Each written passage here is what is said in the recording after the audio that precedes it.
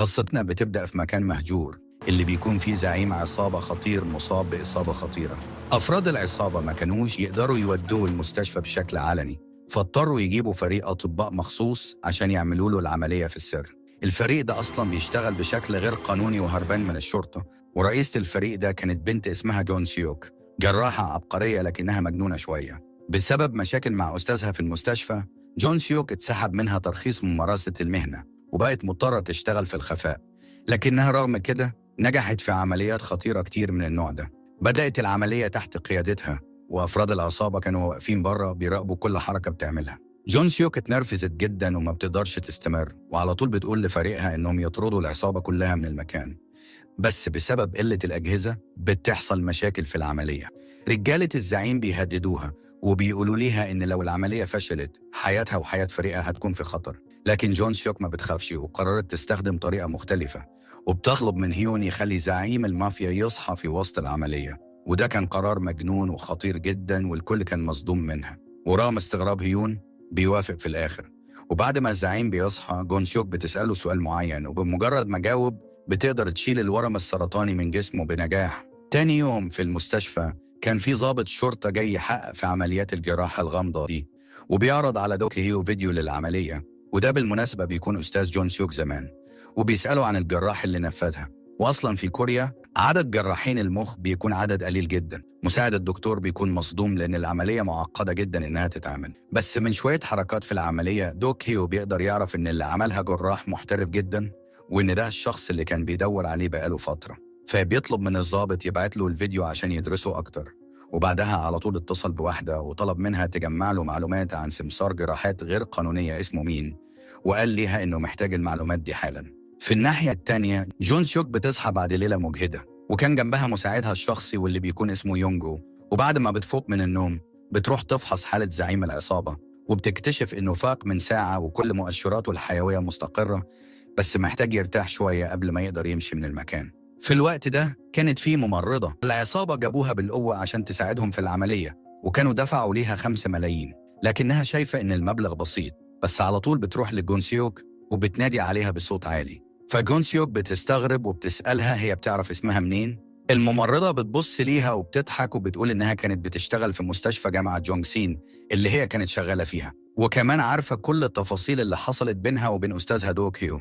جون سيوك على طول بتسأل مساعدها عن الممرضة دي، وبتعرف إنها كانت ضحية عند العصابة، وإنها في الأساس كانت مطرودة من المستشفى بسبب غلطة طبية. جون سيوك بدأت تحس إن الست دي مزعجة وممكن تبقى خطر عليها، ولو فتحت بوقها واتكلمت هما الاتنين هيضيعوا. بعد شوية الممرضة بتروح لجون سيوك تاني وقالت ليها إنها عارفة كويس إنها بتشتغل من غير ترخيص، وإنها شغالة في الخفاء. وبدل ما تبلغ عنها بتطلب 3 ملايين زيادة مقابل إنها تسكت.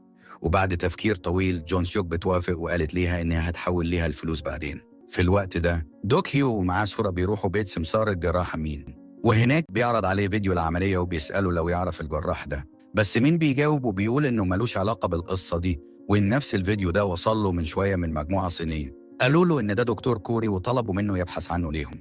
بس السبب الحقيقي اللي خلى دوك هيو يبحث عن الجراح ده هو إنه عنده ورم خطير في دماغه، وإنه بين الحياة والموت، ومش قادر يثق في أي دكتور يعمله العملية، فكان لازم يلاقي جراح عبقري. والاسم الوحيد اللي بيجي في دماغه كان جون سيوك، التلميذة القديمة بتاعته. لكنه ما كانش متأكد إذا كانت هي فعلا الجراحة اللي في الفيديو ولا لأ، عشان كده طلب من صورة تراقبها وتجيب له أي أخبار عنها. تاني يوم صحة زعيم العصابة اتحسنت، والطبيب هيون بدأ في ترتيب نقل المعدات الطبية من المكان. في الوقت اللي أفراد العصابة كانوا بيمسحوا أي أثر للعملية، الزعيم بيشكر جون سيوك عشان أنقذت حياته، وبيوعدها إنها لو احتاجت أي حاجة في المستقبل تقدر تطلبها منه في أي وقت. لكن بالنسبة لجون سيوك الفلوس كانت كفاية. بالليل الفريق بتاع جون سيوك بدأ يستعد عشان يمشي، لكن الممرضة اللي كانت عطشانة بتشرب بسرعة من إزازة مية كانت جنبها من غير ما تعرف إن جون سيوك حطت فيها منوم. في الناحية التانية جون سيوك بتطلب من مساعدها إنه ياخد صندوق تبريد للطبيب هيون، وبتحذره إنه لازم يكون حريص جدا وما يفتحوش عشان الحاجة اللي جواه حساسة وممكن تتلوث. لكن وهو في الطريق المساعد بدأ يشك في تصرفات جون سيوك، فبيقرر يفتح الصندوق، لكنه بيلاقيه فاضي تقريباً وما فيهوش غير شوية كيك. وأول ما شاف كده بيلف وبيرجع فوراً على المكان المهجور. في نفس التوقيت الممرضة فاقت من النوم وبتفضل تبحث عن شنطتها اللي فيها الفلوس، وبعد شوية بحث بتلاقيها وكانت فرحانة إنها لسه موجودة. لكن قبل ما تلحق تفرح جون سيوك مسكتها من ورا وخنقتها، وبنكتشف إن جون سيوك بتطلع سايكو وبتقتلها بدون تردد، لأنها كانت مزعجة وعارفة أسرار كتير، وخافت إن موضوع العمليات غير القانونية ينكشف بسببها. ولما المساعد بتاعها بيوصل المكان كان كل حاجة انتهت، وهو فهم من غير ما يسألها إيه اللي حصل إنها قتلت الممرضة. جون سيوك بتطلب منه يجيب شنطة عشان يتخلصوا من الجثة. الصبح بيرجعوا البيت بعد ليلة طويلة، لكن المساعد لسه مش قادر ينسى المشهد، خصوصاً لما شاف شنطة الجثة وعليها شعر الممرضة. على الناحية التانية جون سيوك كانت بتلعب مع كلابها وكأن مفيش أي حاجة حصلت. في نفس الوقت صورة جابت لدوك هيو شوية صور جديدة من بيت جون سيوك اللي بتراقبها، وكان فيها عنوانها كمان. قرر إنه يروح يقابلها بنفسه. في نفس الوقت جون سيوك في حياتها اليومية كانت بتشتغل في الصيدلية، لكنها مجرد غطا، لأن شغلها الحقيقي هو العمليات الجراحية اللي هي الحاجة الوحيدة اللي بتحبها ومش قادرة تستغنى عنها. في يوم وهي ماشية في الشارع بتلاحظ واحد بيراقبها، وده خلاها تتضايق جدا. ولما بترجع البيت بتحكي للمساعد بتاعها عن الموضوع، وإن الراجل ده بقى يحوم حواليها كتير الفترة الأخيرة. المساعد اتوتر وسألها لو كانت ناوية تتخلص منه زي ما عملت مع الممرضة. جون سيوك بتستغرب وبتسأله هو ليه بيقول كده، هو شايفها قاتلة وبتقتل كل اللي قدامها ولا إيه؟ بس هو بيقول ليها عشان هي قتلت الممرضة لمجرد إنها كانت مزعجة بالنسبة ليها، لكنها بتقول بكل هدوء إنها كانت بتدافع عن نفسها، وإن الممرضة هي اللي كانت بتتكلم كتير زيادة عن اللزوم. السايكو جون سيوك بتقول إنها لو بتنقذ روح من حقها تاخد روح تانية بدلها. بس فجأة بيجي ليها مكالمة من دوك هيو وبيقول ليها إنه عاوز يقابلها وإنه في الطريق عندها.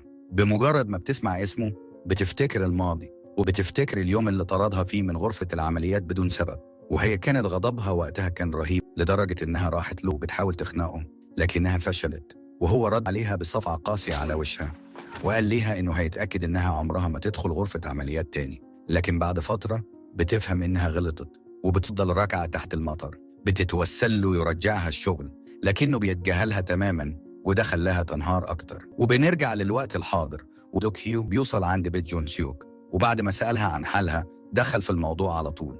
فتح اللابتوب وعرض عليها فيديو العملية اللي الشرطة بتلاقيه، بس هي بتسكت شوية وبعدها بتعترف إنها هي اللي عملت العملية. وقتها دوك هيو كشف ليها إنه عنده ورم في المخ، وإنه موجود في مكان حساس جداً ومش هيقدر يسلم حياته لأي حد تاني، وعلشان كده هو جاي لجون سيوك مخصوص عشان تعمل له العملية. بس طبعا جون سيوك بترفض على طول، لكن الراجل بيقول ليها إنه مجهز كل حاجة ومستني اليوم اللي هتنفذ فيه العملية. جون سيوك اتعصبت جدا وبترفض تاني، لكنه بيقول ليها إن الشرطة بتبحث عنها، وإنها لو عايزة تفضل عايشة بالطريقة دي وتكمل في العمليات الغير قانونية دي هي اللي هتكون خسرانة. بس جون سيوك عارفة إنها ما عندهاش أي خيار تاني. بعد ما بيخرج دوك هيو بدأ يحس بألم شديد في رأسه، وبيحاول ياخد الدواء بتاعه، لكن إيده كانت بترتعش، فبيقع الدواء على الأرض. المشهد ده خلى جون سيوك السايكو تحس بنوع من الانتقام، فقامت برجليها وداست على علبة الدواء بكل قوة، وكأنها بترجع له الإهانة اللي حصلت زمان لما كانت بتتوسل له وهي راكعة على الأرض.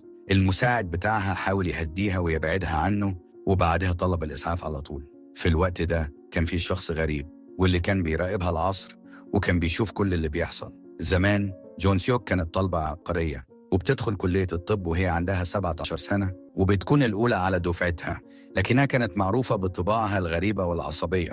ويوم ما دوك هيو بيرجع من أمريكا وبدأ يشتغل في الجامعة، زمايله بيحذروه من جون سيوك لأنها بتتكلم كتير وبتسبب مشاكل. جون سيوك أول ما بتعرف إنه بقى موجود في الجامعة بتجري علشان تقابله، لأنها كانت معجبة جدا بشغله وبتتمنى تكون تلميذة عنده. وفي أول لقاء بتديله اختبار طبي عملته بنفسها، وكان مختلف عن أي اختبار عادي، لأنها بتكتشف إن المريض عنده ورمين مش ورم واحد زي ما الناس متعودة تشوف. ومن هنا دوك هيو بيدرك إنها موهوبة جدا، وعلشان كده بيديها الدرجة النهائية في الاختبار. بعد كام يوم تحت المطر الغزير بتروح تقابله تاني وبتطلب منه يكون أستاذها، وبتوعده إنها هتتعلم كل حاجة يعرفها عن الجراحة. وقتها بيوافق إنه يدربها بسبب شغفها الشديد، لكنه بعد فترة أدرك إنه ارتكب غلطة كبيرة، لأنها كانت عشوائية في تصرفاتها وبتتصرف باندفاع شديد، لكنها كانت عاشقة للجراحة بشكل غريب. وبنرجع للحاضر. وقتها دوك هيو بيروح عيادة الدكتور هيون، لأنه كان عارف إنه بيشتغل في العمليات الغير قانونية مع جون سيوك، دخل عليه وبيعرض عليه أشعة على راسه وبيطلب منه إنه يجري له الجراحة بنفسه فوراً، لكنه بيقرر يروح بنفسه لجون سيوك عشان يقنعها تعمل العملية، بس هي كانت مصممة ترفض. قال ليها إنها مش المفروض تضيع موهبتها وإنها لازم تظهر للناس قدراتها بدل ما تفضل تهرب وتشتغل في الخفاء طول عمرها كأنها مجرمة. وبيقول ليها إن دوك هيو بيوعدها إنه لو وافقت هيكلم مجلس الأطباء ويرجع عليها رخصتها الطبية، لكن جون سيوك ردت عليه إنها راضية بحياتها كده ومش ناوية تغيرها. في نفس الليلة وهي غرقانة في الغضب ولعت في كومة أوراق طبية وكل حاجة ليها علاقة بدوك هيو. مساعدها بيحاول يمنعها لكنها بتتعصب عليه وبتطلب منه يجيب صندوق تاني من المخزن، وهو بيطلعه بيقع بالغلط، ولما بيبص تحته بيلاقي ورقة امتحان قديمة كان دوك هيو صححها لجون سيوك، بس فجأة بتهب ريح قوية وبتبعثر كل الورق وبتمنعه من الاحتراق تماما. وما بيفضلش غير صورة واحدة لجون سيوك مع دوك هيو وواحدة غريبة. تاني يوم واحد مختل عقلين بيدخل الصيدلية اللي بتشتغل فيها جون سيوك وبيسألها عن حادثة حصلت من كام يوم، وكان واضح إنه غضبان من شخص معين، لكنه فجأة بيفقد وعيه وبيقع قدامها وهي حتى ما بتهتمش تبص عليه. الشخص الغريب اللي بيراقب بيتها بيطلب منها تخرج معاه يشربوا، وقال ليها إنه معجب بيها من زمان، لكنها طنشته تماما لأنها عارفة إنه مريض نفسي وخطير، والأسوأ إنه حتى تعدى على أخته بالضرب بدون سبب. الأخت دي كانت صاحبة المطعم اللي جون سيوك بتتعشى فيه دايما، وده زود غضبها أكتر. المساعد بتاع جون سيوك بياخد الصورة الوحيدة اللي فضلت من الحريق وراح يبحث عن الشخص الثالث اللي فيها عشان يفهم ليه جون سيوك ودوك هيو بيكرهوا بعض بالشكل ده. ولما بيوصل ليها بتحكي له إن جون سيوك فعلا كانت جراحة عبقرية لكنها كانت غبية عاطفيا. من سنين كان في منحة بحثية في مستشفى بوسطن، بس رغم براعتها جون سيوك ما بيتمش اختيارها. لما بتعرف بتروح لدوك هيو وبتواجهه إنه ليه مش بيختارها هي وإنها أفضل من الشخص الغبي اللي اختاره. الموقف ده كان قدام هايو الجراح اللي تم اختياره بدلها، بس جون سيوك ما بتهتمش وبتهاجم دوك هيو وكمان أهانت هايو. دوك هيو بيتعصب جدا وطلب منها تعتذر هايو لكنها بترفض تماما. بعد ما الست بتمشي دوك هيو بيفقد أعصابه وبيضرب جون سيوك قلم على وشها، وبعدها منعها من إجراء أي عمليات جراحية، ومن وقتها كان الكل بيتجاهلها تماما في المستشفى وكأنها مش موجودة، وبتفضل سنة كاملة كأنها شبح، كأنها مش مرئية بالنسبة للناس، لحد ما في يوم دوك هيو بيسافر عشان يحضر مؤتمر، واستغل رئيس القسم الفرصة وسمح لجون سيوك إنها تجري عملية جراحية للمريض. لكن قبل ما تنتهي العملية دوك هيو بيرجع فجأة وطلب منها توقف العملية فورا.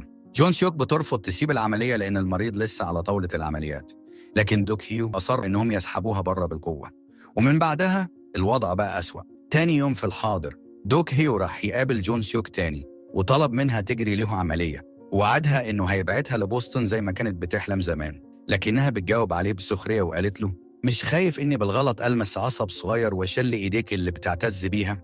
أنا بكرهك وبتمنى إنك تموت بدري، ونفسي أشوفك محبوس في دار مسنين في وسط الضياع وحيد تماما من غير حد يرعاك، وتفضل عايش بس على ذكرياتك القديمة عن مجدك اللي راح. رغم الكلام المستفز ده دوك هيو ما بيفقدش ثقته فيها، وكان واثق إنها مش هتعمل اللي بتقوله لأنه عارف إن عندها ضمير مهني، والأهم إنها لسه ما وافقتش. في نفس الليلة جون سيوك بتلاحظ إن الشخص الغريب اللي بيراقب بيتها لسه موجود، وبعد ما بيمشي بتخرج بره تتأكد وبتلاقي أزايز بيرة فاضية وطفايات سجاير في المكان اللي كان واقف فيه. في نفس اللحظة بتقابل صيادين كانوا راجعين من رحلتهم وقعدت تتكلم معاهم شوية. واحد من الصيادين كان عايزها توسع صيدليتها، فاقترح على جون سيوك إنها تشوف مكان مطعم ليزا لأنه معروض للإيجار، لكن جون سيوك كان عندها خطة تانية، كانت عايزة تتخلص من الراجل الغريب ده الليلة دي بأي شكل.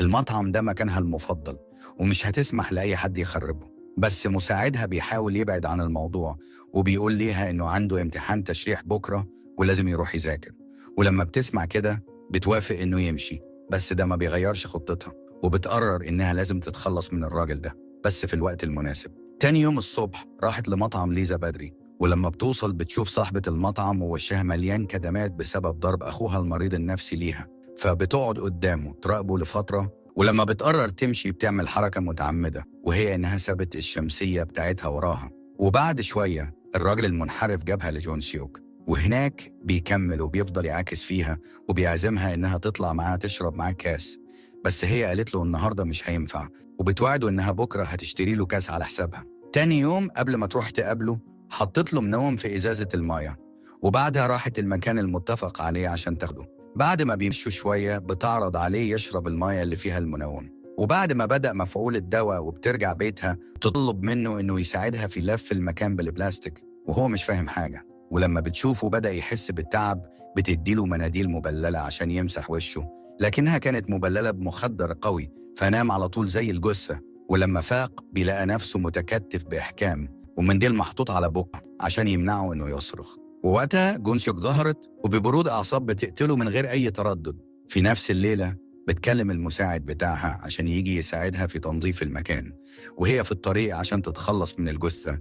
المساعد ما كانش عارف يعمل إيه غير إنه ينفذ كلامها، فراح البيت وبدأ ينظف كل آثار الدم وحرق هدوم وأوراق الراجل المنحرف. في نفس الوقت الشرطة بتوصل عند البيت، وكان عندهم إحساس إن في حاجة مش مظبوطة، فواحد من الضباط راح يضرب على الباب ويشوف إيه الموضوع. في الناحية التانية جون شوك كانت انتهت من الحفر وبتستعد تدفن الجثة، بس فجأة بتلمح حد ماشي ناحيتها ببطء، فبتضطر تستخبى ورا العربية، وكانت مستعدة تخلص على الشخص اللي جاي كمان. لكن قبل ما تهجم عليه بيتسلط عليها إضاءة قوية، فاتفاجئت لما شافت إن اللي قدامها مش حد غريب، ده كان دوك هيو. ده كان ملخص أول حلقتين من المسلسل. المسلسل لسه مخلصش، لو عايزين إننا نكمله عرفونا في التعليقات. شكرا لكم على المتابعة، اكتبوا لنا رأيكم عن المسلسل في التعليقات. سلام.